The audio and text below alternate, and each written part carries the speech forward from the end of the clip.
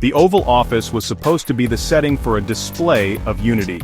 Ukrainian President Volodymyr Zelensky was in Washington to meet with US President Donald Trump. The two leaders, at the heart of a global struggle against Russian aggression, were expected to solidify their alliance. Instead, the meeting became a public spectacle of discord, leaving the world wondering just how strong is the bond between these two nations. The meeting, intended to be a negotiation for a rare earth minerals deal, quickly devolved. Sources inside the Oval Office described the atmosphere as tense from the outset, with both leaders on edge. The proposed deal, promising U.S. involvement in brokering peace between Ukraine and Russia in exchange for access to Ukraine's rare earth mineral reserves, was fraught with complications from the start. The meeting's deterioration was swift and brutal, leaving seasoned political observers stunned. By the time the cameras were ushered out, the rare earth minerals deal lay in tatters, a casualty of the escalating war of words between the two leaders. The subsequent cancellation of the much-anticipated joint press conference only served to solidify the image of a fractured alliance. At the heart of the breakdown was the proposed rare earth minerals deal. Ukraine, home to significant deposits of these materials crucial for modern technology, was seen as a key strategic partner for the United States. The deal, as envisioned, would grant U.S. companies access to these resources, lessening American reliance on China. Zelensky, however, came to the table with his own set of demands. He sought assurances of continued and increased U.S. military aid, along with a concrete commitment to Ukraine's eventual NATO membership. These demands, seen by some in the Trump administration as opportunistic, became a major sticking point in the negotiations. Trump, known for his America First approach to foreign policy, balked at Zelensky's requests.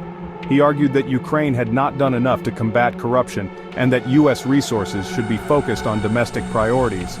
The president's stance, while consistent with his past pronouncements, did little to ease the growing tension in the room. As the argument between Trump and Zelensky intensified, all eyes turned to Vice President J.D. Vance. Known for his cool demeanor and sharp intellect, Vance had emerged as a key power broker within the Trump administration. His intervention, however, would prove to be anything but calming. Vance, in a move that shocked even seasoned observers, accused Zelensky of playing political games. He pointed to rumors of Zelensky's team courting Democrat support for the 2024 election as evidence of Ukrainian duplicity. This accusation, delivered with Vance's characteristic composure, only served to inflame the already volatile situation. Zelensky, visibly angered by Vance's accusations, vehemently denied any involvement in U.S. domestic politics. He reminded Vance of the sacrifices Ukraine had made in its fight against Russian aggression, sacrifices made with the unwavering support of the United States. The room, now thick with tension, seemed to crackle with the potential for further escalation. The fallout from the disastrous meeting was swift and brutal. Trump, never one to shy away from a public confrontation, took to his preferred platform, Truth Social, to air his grievances. In a series of scathing posts, the president accused Zelensky of being ungrateful and not ready for peace. He argued that the United States had shown extraordinary generosity towards Ukraine, providing billions in military and financial aid. Zelensky's demands, in Trump's view, were a slap in the face to the American people who had borne the cost of supporting Ukraine's war effort. The president's outburst on social media, while consistent with his impulsive communication style, sent shockwaves through the international community. Allies and adversaries alike were left to decipher the implications of Trump's very public rebuke of a key wartime partner. Section 5, Graham's gavel. The reaction from within the United States was swift and divided. Trump's staunch allies, like Senator Lindsey Graham, rushed to the president's defense. Graham, in a fiery speech from the Senate floor, echoed Trump's accusations of Zelensky's ingratitude. He went further, suggesting that Ukraine should consider replacing Zelensky if he was unwilling to show appropriate deference to the United States. Graham's comments, while not unexpected given his unwavering loyalty to Trump, added fuel to the firestorm ignited by the president's Truth Social tirade. The senator's pronouncements were met with a mixture of applause from Trump's base and condemnation from those who saw them as reckless and dangerous. The already polarized American political landscape seemed to fracture even further in the wake of the Oval Office debacle. As the United States grappled with the fallout from the Trump-Zelensky clash, the international community watched with a mixture of concern and disbelief. European leaders, long accustomed to the unpredictable nature of the Trump presidency, found themselves in uncharted territory. French President Emmanuel Macron, German Chancellor Olaf Scholz, and Italian Prime Minister Giorgia Meloni issued a joint statement expressing their unwavering support for Ukraine and calling for calm and dialogue between the United States and Ukraine. The statement, while measured in tone, betrayed a deep anxiety about the potential for a transatlantic rift. The international response to the Oval Office confrontation highlighted the delicate balance of power on the world stage. With the war in Ukraine raging on, the last thing the world needed was a fracture within the Western alliance.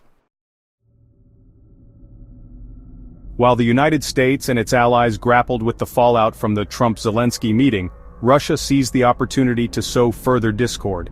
Dmitry Medvedev, deputy chairman of Russia's Security Council and a close ally of Vladimir Putin, wasted no time in weighing in on the situation. In a statement posted on Telegram, Medvedev mocked the United States and Ukraine, characterizing the Oval Office confrontation as a slap from the pigsty owners.